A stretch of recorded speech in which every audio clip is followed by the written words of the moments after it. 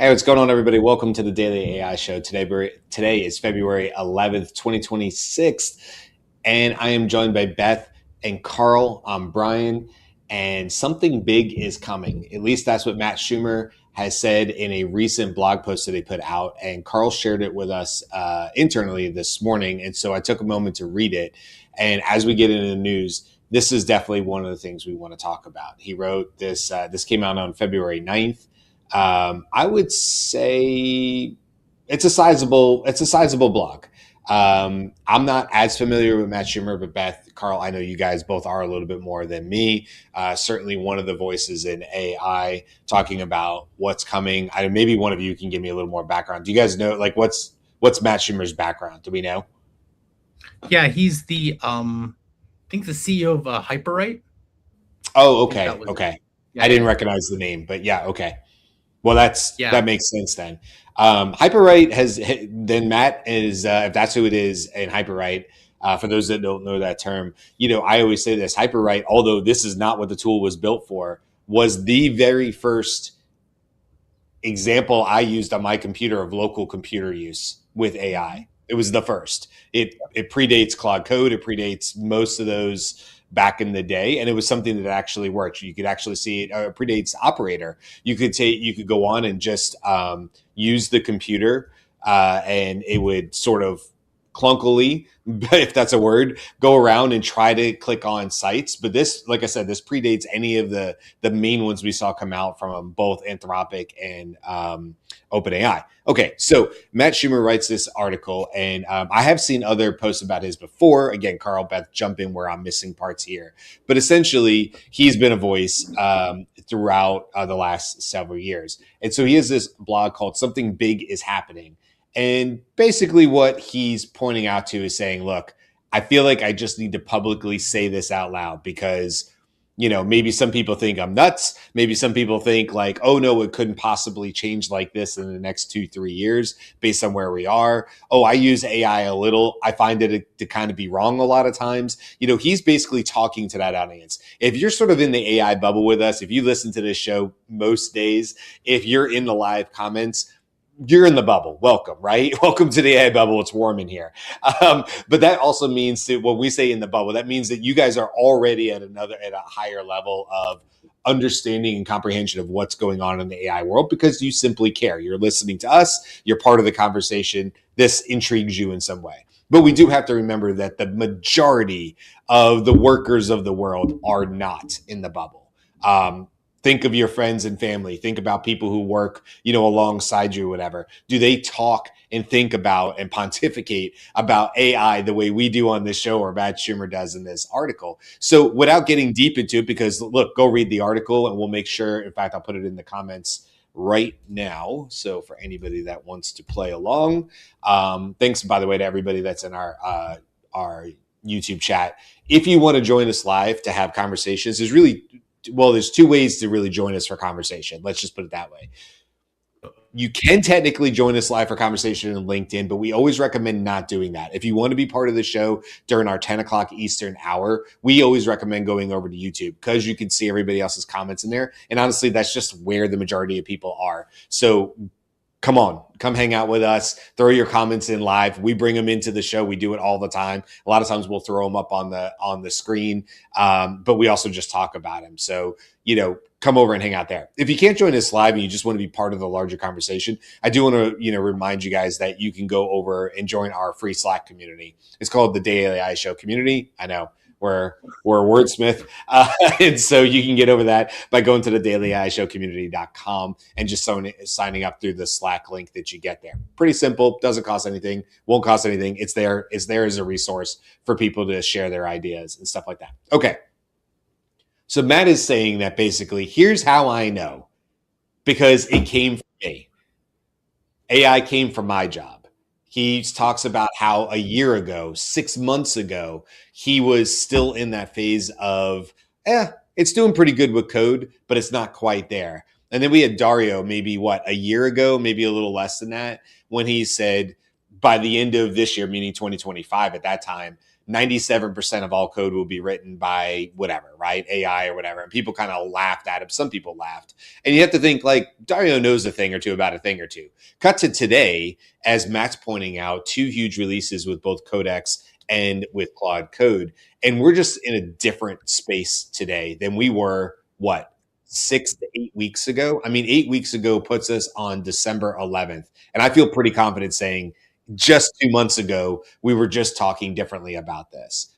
And so now we have these new tools, and yes, the open clouds and things like that. But it brings up the discussion, right, guys, about like, is what Matt's saying the way we feel about this? I mean, is the way anybody in the comments feels about this, which is, are we looking at such a crazy ramp up at this point where now, as we know, both on Codex and Anthropic, AI is being used to coding improvements are being used to improve code. And this feels very much, Andy's not with us today. This feels very much like a Prometheus type situation. So Max Tegmark's book, in it, Prometheus is the AI, if you will. And over the course of a period of time, it improves upon itself and comes out with new versions 24 hours, 15, 12, 4, 2, right? Because it's speeding up. Are we starting to see this curve? And what it seems like is for the people who are in the know, they're saying, yep, we're there. And just because it hasn't touched your job doesn't mean it's not coming for it real soon. And so what do people need to do in order to be prepared for that? Does that feel like a general oversight? I don't know, Karl, I like oversimplified that great blog, but what was your sort of take, or Beth, what was your take on it? I think like even before I read that blog, there was something I told one of the AI councils that we do accelerators with from one company. I told them what we've seen, I would say around November, really November for most people. Like we could probably do like most of this stuff for those really, really deep Claude code. You could do a bunch of this stuff. You can patchwork it together.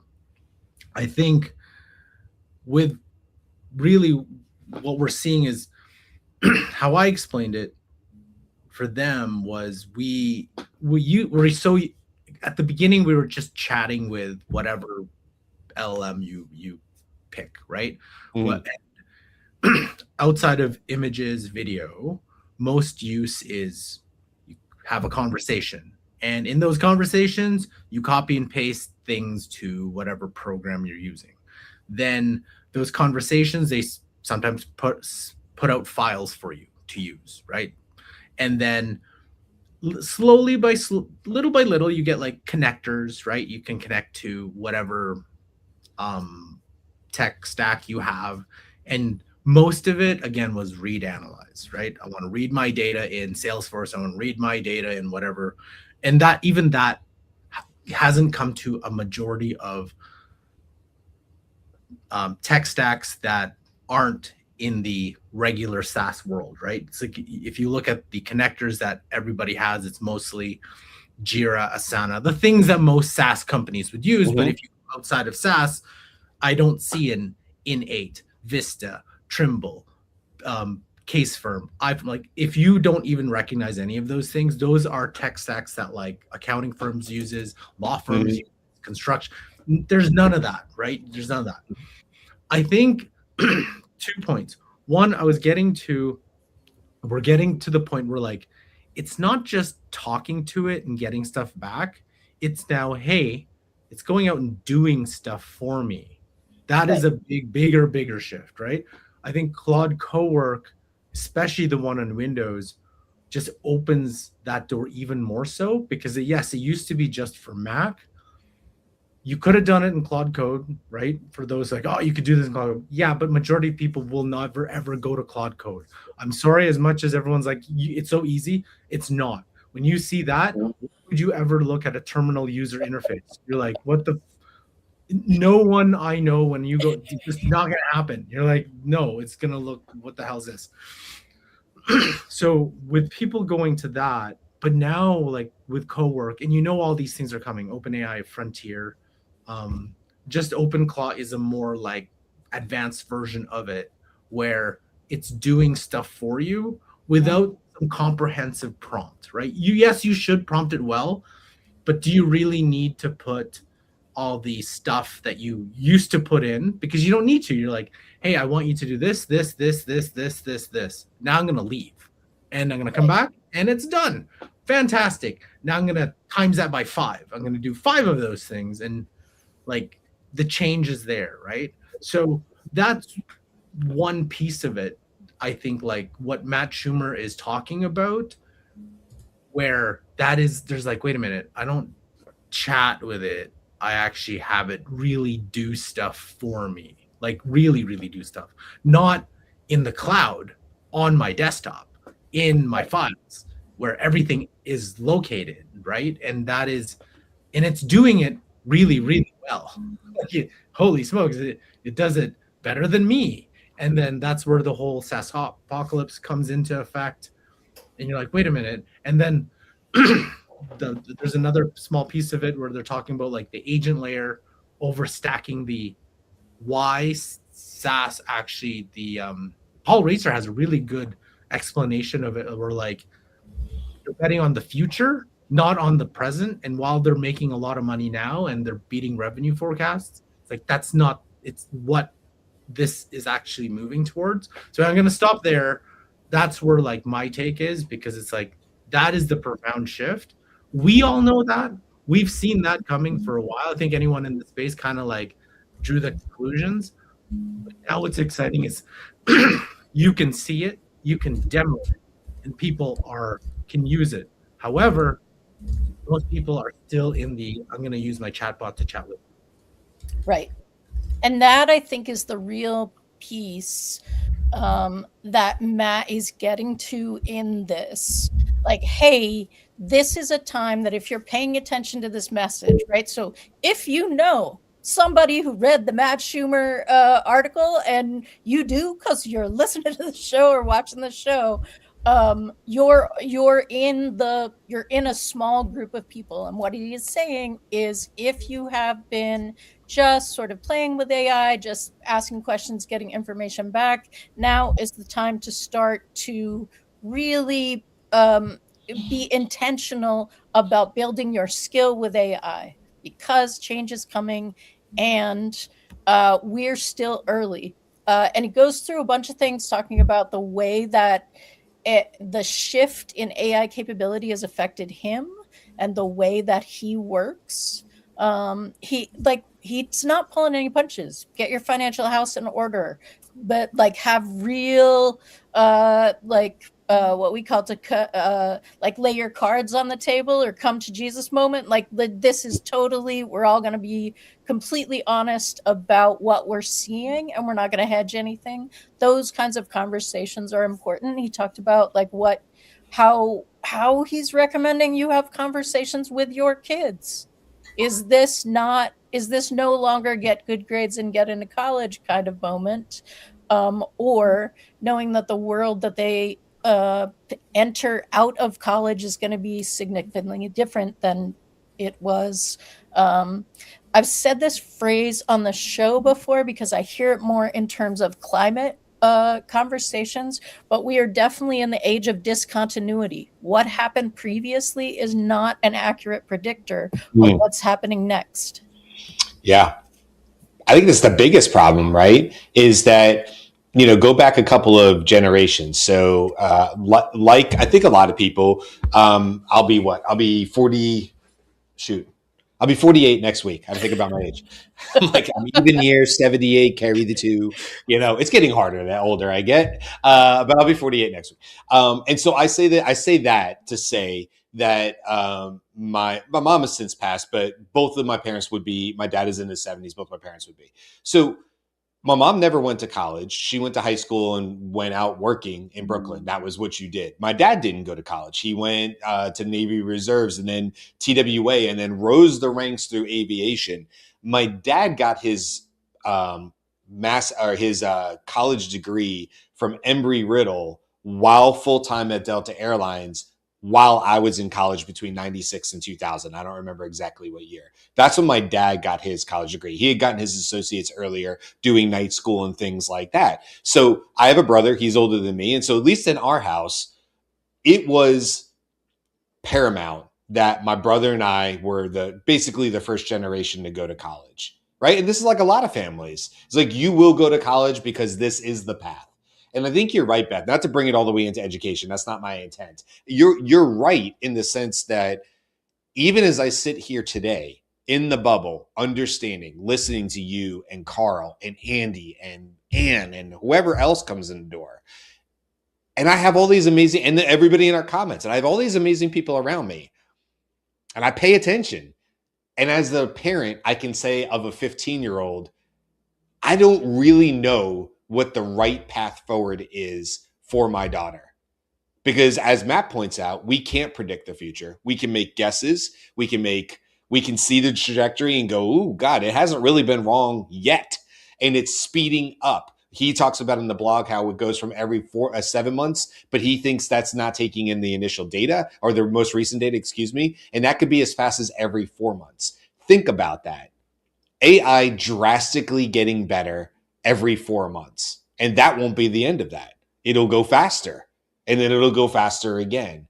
And so to your point, Beth, we've always had, and Matt points this out too, we've always had the opportunity to adapt and pivot, because he points out in there like, hey, if you had this job and that job was starting to go away, there was a runway of you transitioning into maybe blue collar or white collar. In fact, that's not that it went away, but that's what my dad did. He was blue collar and then went to white collar and had a very successful career in all the way up through, executive level and things like that. But he started as a mechanic, on the floor changing parts on airplanes, But he had that long, he could see the path in front of him. He had people who were mentors and foremans in his life that said, stay the course, Jim, do this, go that. Hey, I know you don't want to go do this job, but go do this job because it will add to this. And they could lay out, if he wanted them to, the next 20 years. And for more or less, they were probably correct over a 20-year period. That's one industry. That's one job. I get it. It's an N of one. But I think that's what we're all sort of talking about. What I hear Matt talking about, what I hear y'all talking about is, I can't even predict the next 4 months with accuracy. How in the hell am I supposed to help my daughter be prepared for a world where that's not possible? And it's going to move so fast. And it's a real world. It's a real thing for me. I don't have the answer to it. And that's why this is very intriguing to me. So one of the things... Karl, go, because you also have a kid. I guess because my daughter is around 10, I have a little bit more time to see where it kind of plays out, because in terms of elementary school, still another year and a bit, then you still have middle school, then high school. We can kind of see it settle maybe a little bit more, just to see where it's going. And obviously right now, for people would think, oh, your daughter is probably AI. I'm just no, not really. She uses it a little bit, but I'm just kind of letting her do her thing, right? I don't want to press any AI into it. I don't want to do anything because, right now it's I want you to learn how I want you to learn how to learn, right? So have them, let them do their thing. I think though, it has been very more profound the last 3 months for me, just in terms of, like I said, November, December, January, and it's accumulated with OpenClaw, but really you could see the flips in it, right? Claude for Excel, then Claude for PowerPoint, even GenSpark before that, right? It's all this stuff is now moving into, it can do stuff for you. And I like all of you, I don't know. I don't know where this is going. Most people and companies don't know Claude, don't know it exists. I'm sure ChatGPT and Gemini will have something. Everyone's leaning this way. OpenAI has the frontier, but they also have a whole bunch of other companies and people that want to be able to do this, to do stuff, right? So I'm just thinking how if we just take a little bit of a step back before looking forward or getting excited for the next model, like, isn't it kind of amazing what has occurred and what we can do now with it? Just amazing as in, it's like, this is crazy that I don't have to do this stuff. Like, this stuff does it for me and I can just leave and I can come back. Like, this is what I did yesterday. I did this process where download from website, take 2 Word docs, put it into folder, have it analyze it, create a new Word doc, put it into my Notion as well. Like, just that.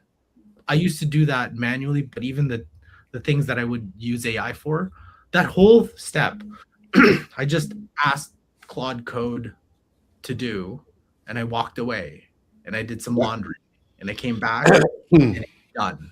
And I was like, it was just a cool moment because you're like, that's really cool to, and then I can spin that, go advanced teams or whatever. You can do that 10 different ways, but it's just neat if you think about what you just did. Yeah. I mean, look, Claude Code's been working all morning, and so have I. And we're not working on the same stuff. Exactly. I'm working for scale, and Claude is working for me. So it's like, and then here's a bigger one. I'll even go one step further with this, Karl. So how many weeks ago was it that you had to spin up your own server for OpenClaw? Now there's my Claw. This is the dashboard. It's spun up its own server for me, isolated everything for me, and it's like, hey, Brian, what do you want your agents to do? Wait. You got a Claw? How do you now share that? Hey, myclaw.ai. You guys didn't get that message? No?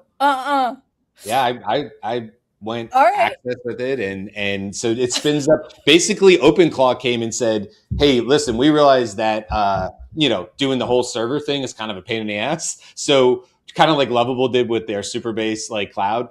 MyClaw was just like, we'll just do it for you. Here's the introductory pricing plans. So I can actually show you that on here. Now, don't ask me what the hell I can do with it. All I know is that I got an introductory for like $29 a month for this max, which is supposed to be $79 a month.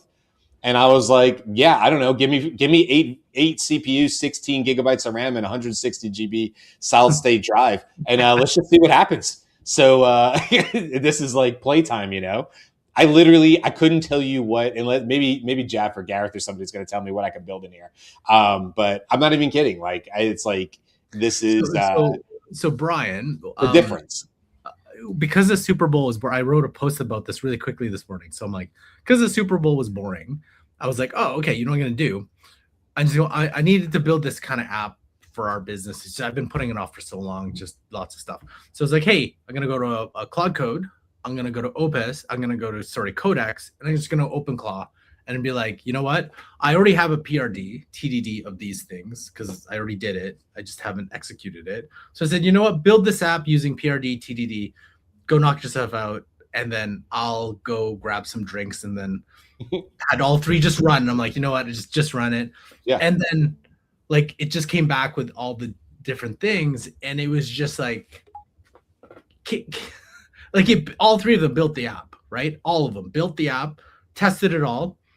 It generally works. The only one, like, it was kind of funny because OpenClaw connected it to Superbase and did it was like, hey, this is actually a legit working app. It didn't, all I needed to do was, I didn't give it access to Vercel, but I'm like, you could probably deploy this. But to try that, like think of an app and have all 3 build it and just see, hey, how fast can this, and this build your fun app, and away you go, and just do it. I should say, Gareth said, I tried going on to that. My online security alarms went crazy. I think that's AI.com because Gwen asked about AI name, and I agree. My online security was like, no, don't go to AI.com.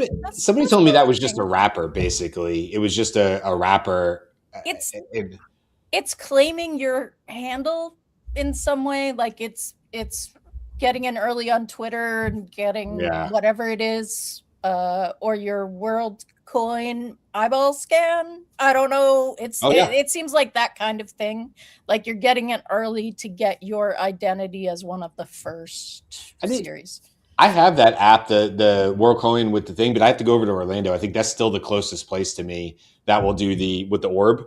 But they've expanded that so much. You don't really hear Sam talk about that as much with the orb and doing your humanness check essentially. And some people could decide whether they think that's cool or not. I'm not here to judge or tell you. What I'll tell you with my Claude.ai, and I know very little, so I will continue to come back on this so I don't derail the conversation. But I'm not going to share this because I might end up giving away, if I share it on screen, I might give away stuff I don't want to, such as gateway tokens and stuff. And so I want to be careful there. But basically, it's set up the gateway access. It's telling me uptime. It's telling me last change to refresh. It's telling me everything I have on it. And what it's allowing me to do is isolate and only share, just like you would with a virtual private server, what you want to share within this gateway. So basically, the way I looked at it was OpenClaw is solving for its own two main problems. One, it's difficult unless you want to sit and work through it like Karl has done and understand it and stuff. So it's sort of prohibitively hard. And two, people were, directly connecting it, I guess, to their main systems, or they were buying Mac minis. And this gets around all of that because this is isolating and spinning up the server on your behalf for you. You're paying for that, right? Obviously. And then I would imagine I will be able to do quite a few things in here. I just have to think through what is my first test use case, and maybe Karl, Beth, you guys can help me figure it out. But what's a good test use case of always on agents? Because not everything is an always on solution. It needs an always on solution. So it's either just pinging or scraping or something like that. Here's a good one that I use, and this is what I use for Pulse, and I love Pulse for this again, is every single day it comes up for me a use case for the various thing. So I want a use case, a non-technical business use case for Gemini 3, Visual Spatial. Then I want one for, I added one Claude plugins, Claude Cowork plugins. Then I want one for Claude Code. Again, all of these non-technical business applications. So every day it would scour. I think you can do better with OpenClaw with this, or MyClaw, is that I want you to go and find use cases for that's maybe in your case, sales type uses for all these things, and have it come up with your report. And then I don't know how well you're willing to feed this, feed it scales information and then have it no. But then it would have that as its memory, but then it would be able to connect the two in a it would be able to proactively do it rather than now. Maybe instead of scaled, why don't you have a pretend company like scaled, and then that's what you have to do, basically. Yeah. Whatever that isn't named scaled, but essentially is scaled, and then just have it do that, and then run that, and then you'll get a proactive. I think the best test is have it do something proactive that you don't have to trigger it, and then that to me is an awesome test for it. I've seen people who are having their watching 24/7 TikTok, right? Because they want to be up on the trends and be able to put something out really quickly that's in the trend, or watching feeds in LinkedIn or X, right? So you want to make sure that you're paying attention to what the people that you are interested in, what they're thinking, what they're talking about, and being able to move really quickly on that. And I wonder, could you just give the information that is already public about Scaled, everything that's on the website, and not anything more private than that? And could that be helpful?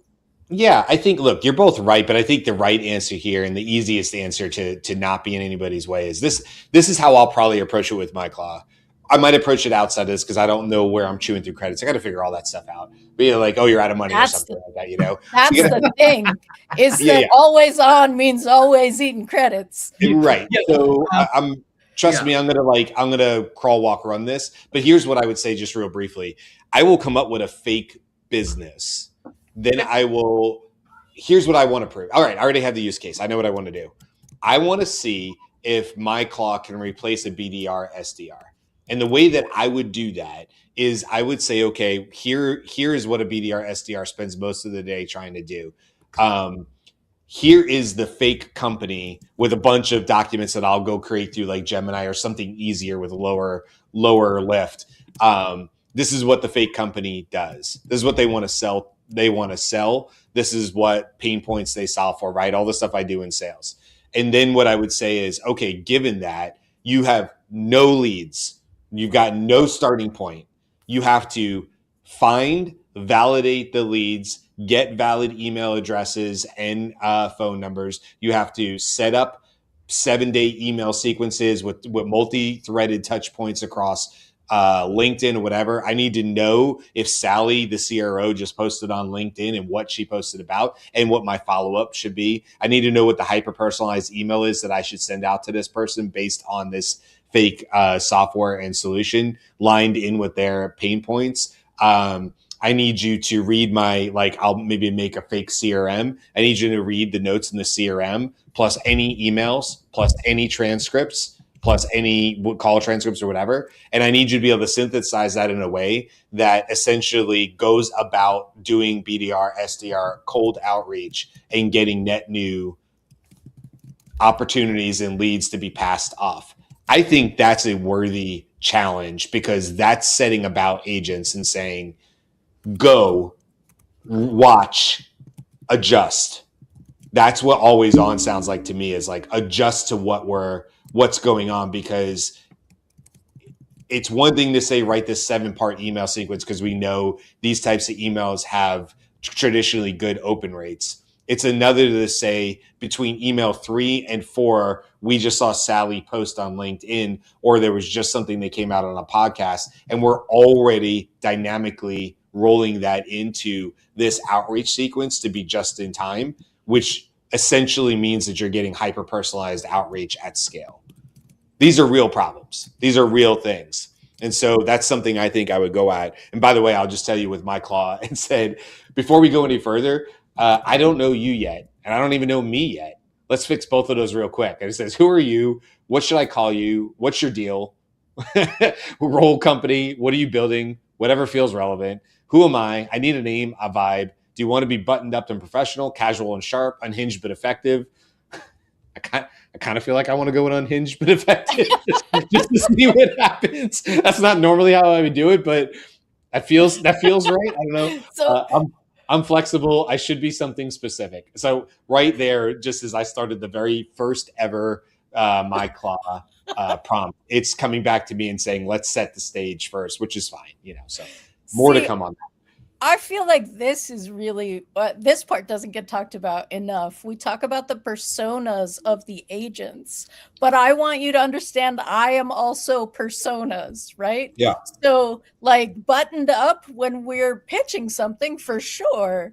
A little more unhinged when I have to, talk to the musical improv team that I'm coaching, right? Like there are different flavors of me that I want my whatever it is to understand me, and that is part of why what I was doing and what I'm still doing is working with Claude Code to do a meta analysis of how we're working together and make notes about me and the way that my brain thinks, not because I'm telling you how my brain thinks, but because I've done a brain dump and you can figure it out for yourself, and it's just better that way. And that's actually working. That's I love that you do that. I think that you're so smart to spend the time up front to do that, because, how is that any different than writing a persona message or back in the day? Or isn't this always also still going to be part of onboarding, Beth, don't you think? Or just like initial, like, okay, Karl, your child is in elementary, so even go back a few years. Could you imagine that there's like, this is done at like pre-K or kindergarten level, when a child has developed enough of their own personality that certain characteristics and traits, I definitely know my child at that time had certain characteristics and traits that are still very much part of her at 15, well, 10 years later, right? So you wonder if as we move into this new sort of world of managing agents and everybody's sort of more at that project manager level. And by the way, I did say I was going to bring up Jeff's, man, it's buried now, but I do want to find Jeff's comment that he had earlier. And he's got another Sorry, one. Jeff. It's so buried now. I can't find it, but keep talking. I'll do it. Yeah. Thanks. I have to keep scrolling back. But anyway, as we become more of these project managers of things happening, like you say, Karl, hey, I'm going to go get a beer and watch the Super Bowl. Go take a shot at this website for me. Let's just see what happens. Right. Yeah. That is just fundamentally different than anything we've done in the past. And so Jeff had said, I'm not really a software developer anymore. I'm an agent manager, with a shrugging emoji. And I think, that comes up a lot. I always thought of myself as a digital inventor. So letting go the nitty gritty details and just get my idea made has been freeing. Yeah, I agree with that too. Yeah. I think Nate Jones had a good video on that where he was saying how like a lot of these jobs are coalescing into one. And that one is you are managing essentially agents to do the work for you. Now there's a lot of nuances because there's a lot of work there, integration systems like that can't do it. Like even yesterday we were like, one client was taking us through, okay, this is what I have to do, or my team of project managers has to do. This is a construction company. They have to go into their their industry software. They have to find job codes, a job, look at if there's job codes. If there's job codes in there, download all the job codes, take those job codes and convert them to something else, and then turn them into a PDF and do a bunch of other stuff with them. And I'm looking, the agents we have today can't do that just because, one, they cannot access those systems. Like I know people say eventually they will, but like right now they can't. They just, and yes, you could try agent mode or whatever, but it's so unreliable that you can't just do that. But then there's all these little nitty gritty things that they do. It's just too much like weird, like press button work. Mm-hmm. And it's not the same all the time. It's different, but like and it takes up so much time. And all three things they're looking at, it's like, there's nothing right now that you can do. Yes, you could do little bits and pieces here and custom GPT here or whatever here. But in reality, even an OpenClaw can't do that. It's just even the tech can't do some of the stuff that people do. So you do have to check balance that because there are workflows and processes in companies that you'd think that is the most ridiculous thing to do, or that's a very complex task. Why do you do it? But people will still do it because it helps run the business. And if it doesn't, if they're not just going to wipe that out and rebuild something, even though we want them to, it's just too much intricacies involved with that. And this is not like a major corporation either, right? It's a mid-sized company. While it's all exciting, there's a bit of like, hey, there's a reason for this. And we even got a note from a major grocery chain that we wanted to work with that said, hey, you know what? We'll probably get into AI late 2026, 27 because we just have a lot of stuff to do. Mm. Do I think that's a mistake? Probably, but you know what? Yeah. They have lots of stuff to do. There's a lot of things that they need to focus on. Yeah. Isn't just AI. There is their business to run, and 100%, we get that too.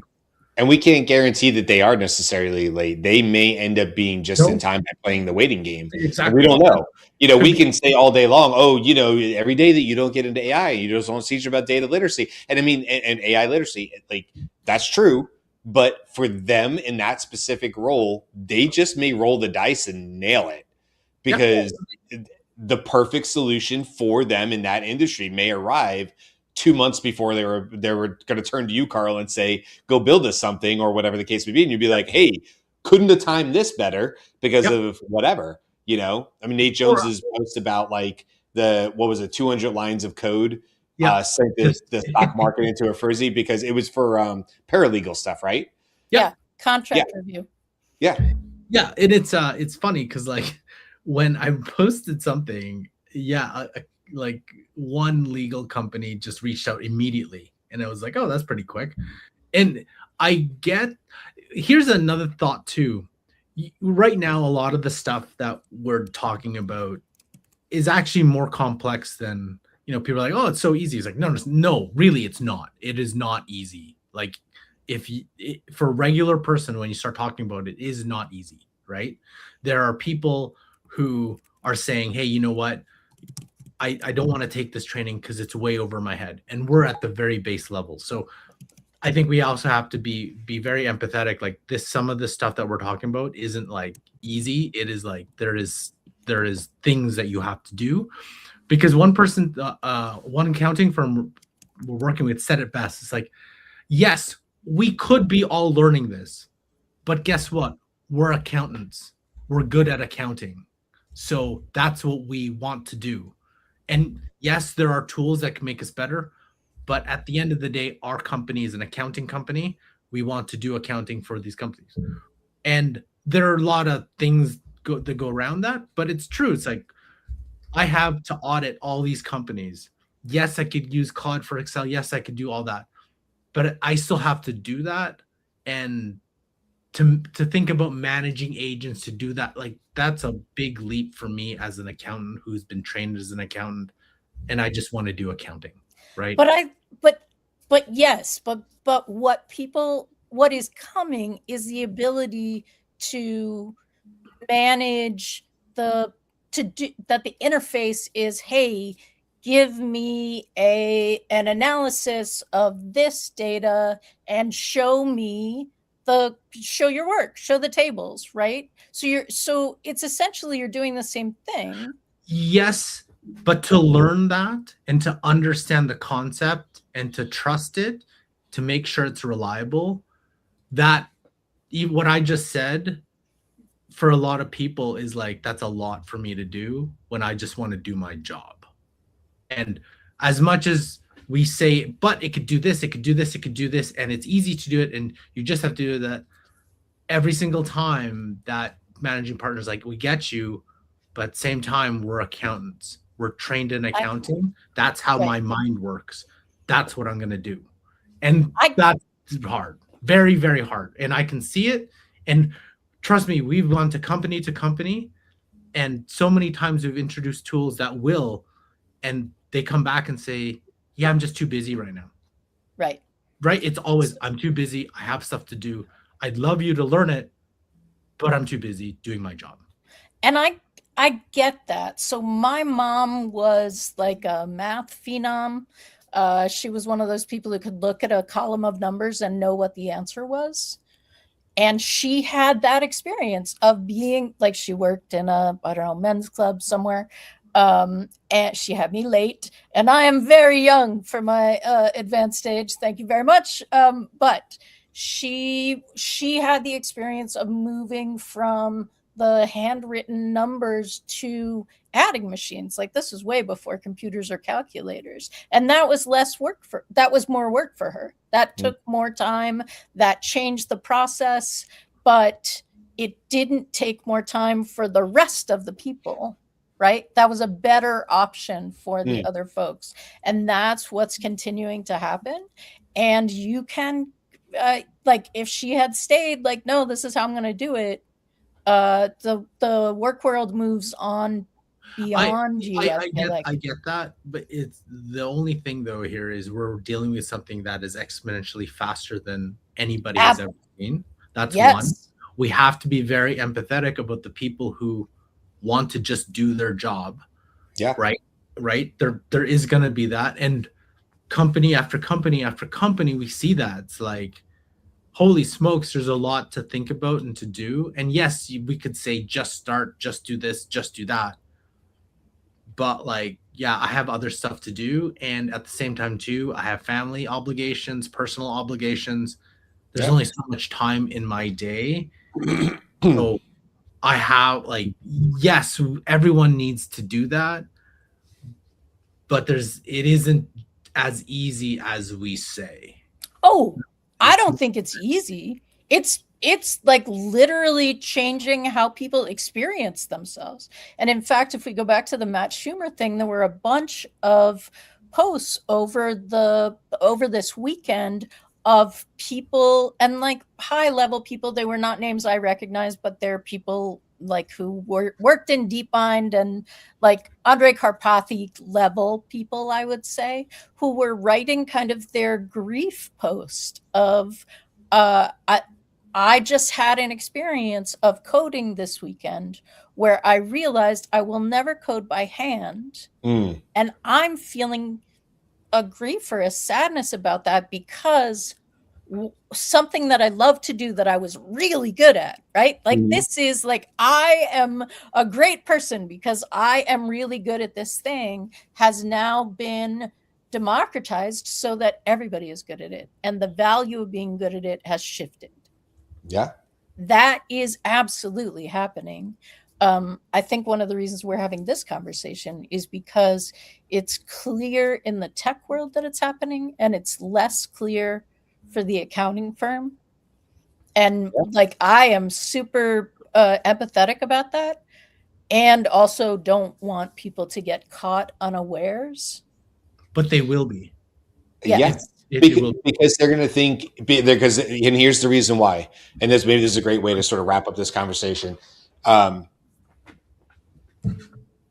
The people are going to believe that because they're going to believe there's some chasm, some moat, that AI, that they're sitting in their castle and AI is on the other side of the moat, and they've got double thick walls and they're tall and they got the archers and they're sitting in their castle and going, I can see AI and it has taken over that coding castle over there. And I saw over at the little, paralegal castle, it took that one down, whatever. But that's okay. I have this moat.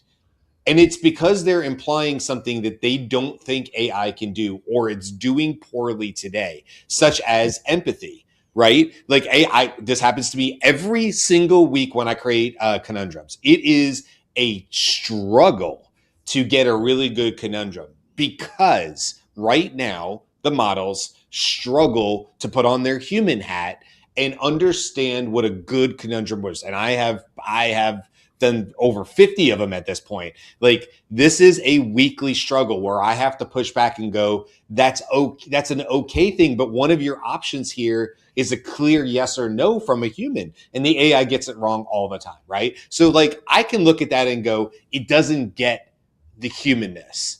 Mm-hmm. That's where the scary part is, to your point, Karl, is it's because they think they have something special. It's either personality or things that AI doesn't particularly do well today, or they think they have a skill set that AI hasn't particularly touched today, and they think they're Esta and stink because nothing would imply that they are perhaps in trouble, or might be in trouble over the next 2-3 years. And when you listen to Matt, or you listen to these other folks talk about those, like, it's sad to think what I did is no longer something that makes me unique.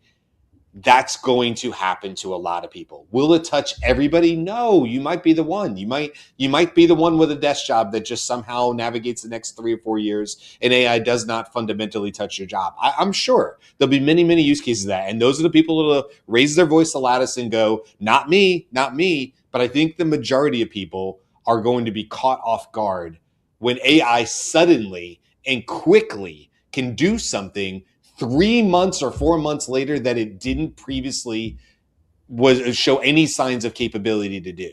We're now at a point where we're making drastic leaps and bounds multiple times per year. We're past the, I might get a GPT-5. Honestly, who cares?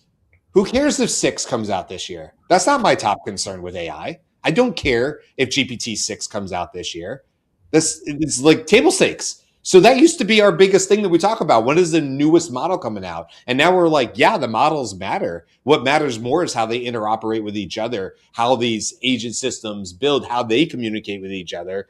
And that is now the thing that I'm caring about, is what systems are people building and how do they play? The MyClaw, if that's what in fact it is, I don't know, right? So like, that's where I am in 2026. But I still think a lot of people are like, I don't know, the models are okay. The last time I used it 6 months ago with any real effort in my job, it just didn't do the job. And I think that's the change in thinking, because it's like, with any other software, you're like, hey, if it doesn't work here, it would take a while for it to work the way I want it to. And we're not used to have something, hey, in 3 months, oh, it actually works. It doesn't. It used to not work, but now it works because the models got better or whatever it is.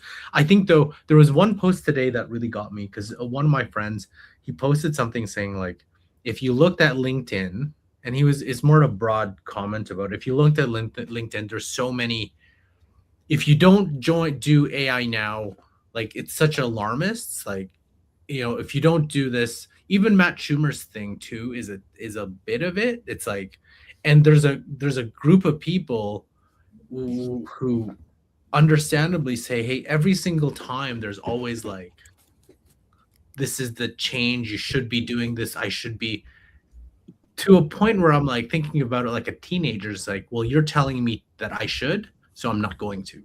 I don't want to, right? Because everyone's telling me, or everyone's shouting that I should, because I'm going to tune it out, or I'm just not going to do it. Yes, there's obviously negatives to doing that. I just think also there is a huge push amplified by like creators that like everything's changing, or you need to pay attention. But if it's you need to pay attention every week, I'm not going to start paying attention anymore, right?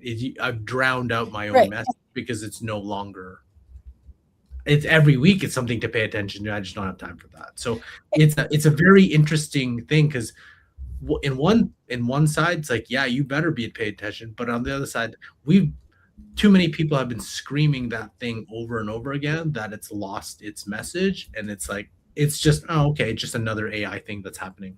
Okay, right.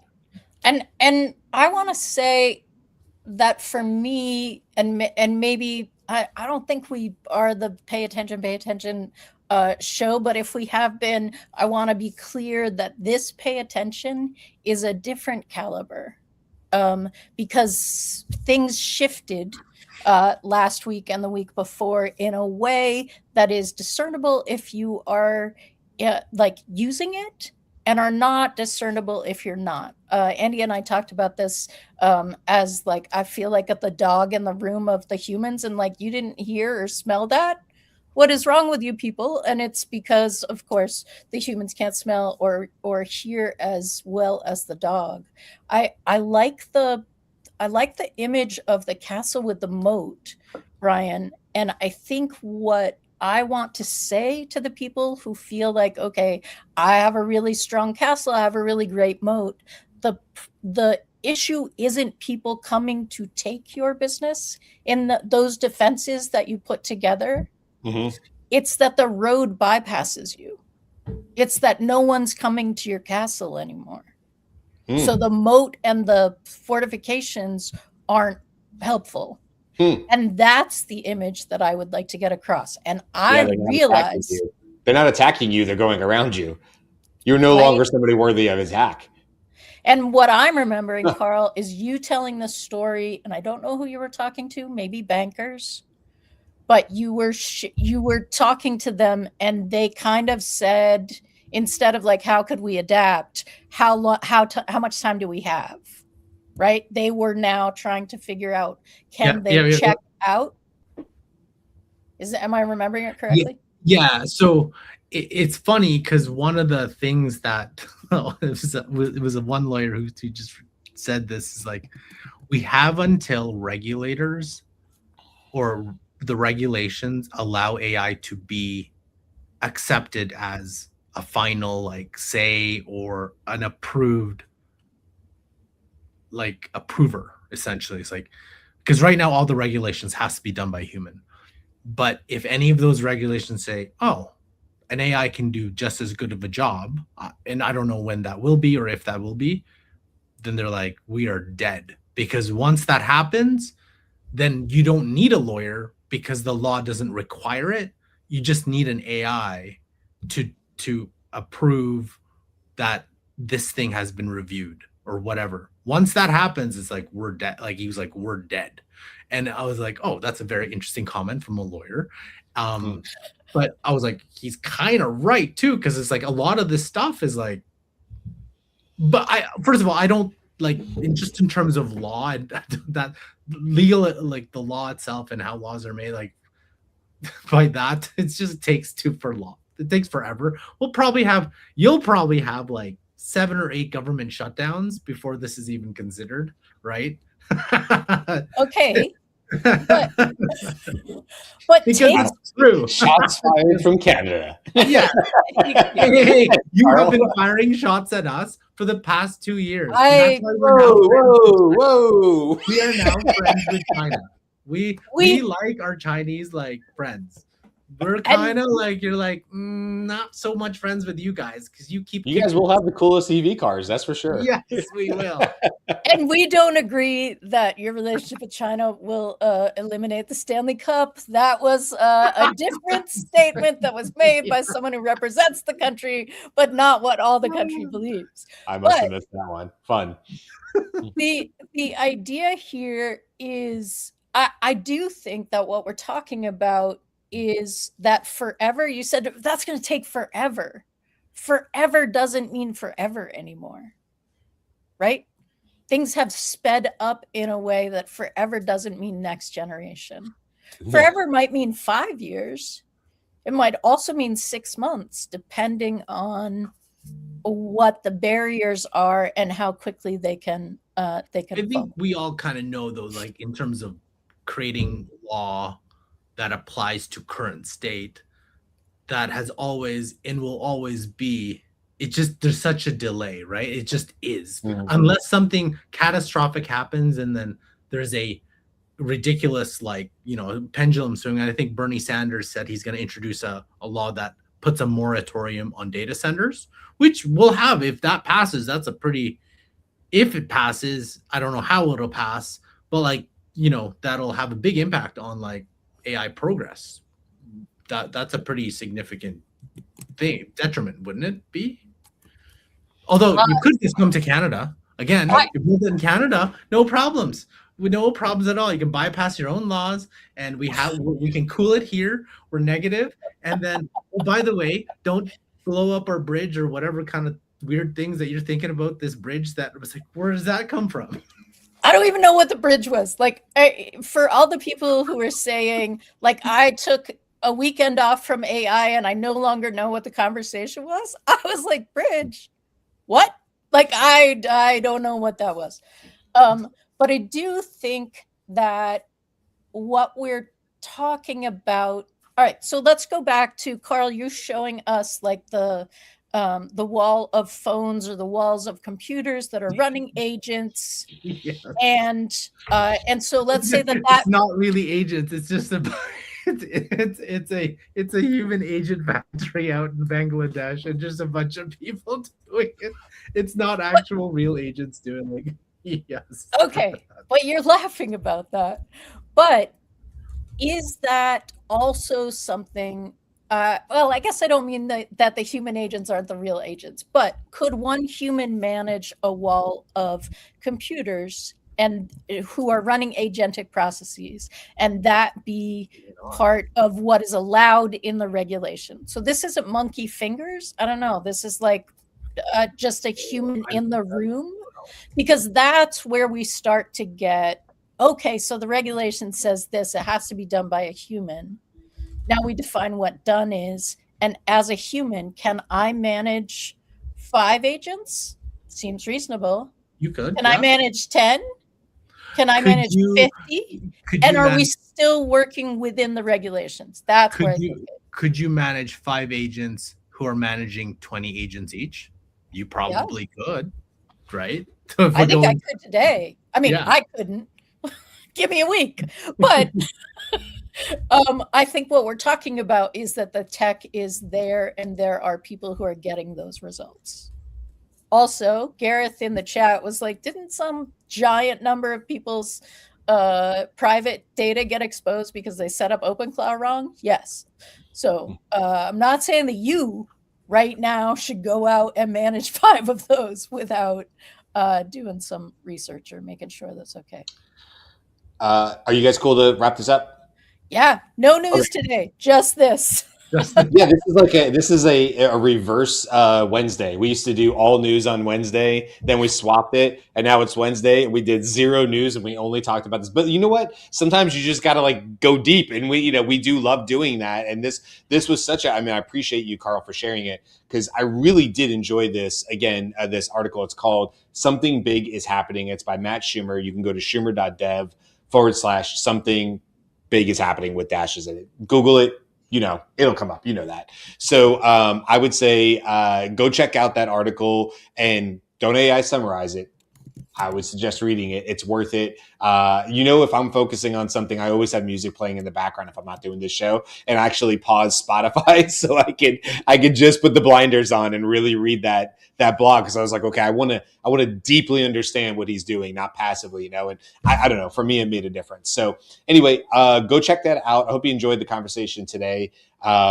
It's interesting. That's why we do the show. That's why we started it so many years ago, was because we knew AI was going to move so fast. I don't know if we knew it was going to move this fast, but we knew it was going to be moving fast. And the one thing we knew was it was not going to be acceptable to do a daily show, morning show, a podcast, call us whatever you want, a live show. It wasn't going to be acceptable to do this once a week or once a month. If we really, really wanted to keep our finger on the pulse and take our audience along with us for the ride, we needed to talk about this daily, hence the daily AI show. So we are here Monday through Friday. This is the first time you've ever found us. Welcome.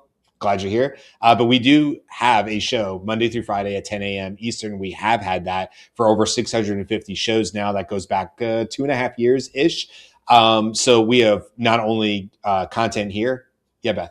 I just want to say we are also humans. This was a great comment. Thank you. I kind of expected this to be a bunch of AI systems talking. Super disappointing to find humans. We love that. So we commit that we are talking about AI, but we will always be the human side of that. We will. Yeah. Except for the Conundrums, which does have some, that's just our Saturday thing. And I always let people know at the beginning of that show, that's after my intro, that's two AI co-hosts talking, but that's always fully disclosed. So you know what you're getting into with the Conundrum episodes on Saturday morning. It's in addition to our live shows. Okay, that's it. Got to wrap it up. Got other things to do. Have a great day. I don't know if I'll be here tomorrow, but people will. We'll have co-hosts. We'll have a show. It will go on. So come back for the rest of the week and make sure you hang out with us, and we will see you again tomorrow. Thanks, everybody in the comments. Bye. Thanks.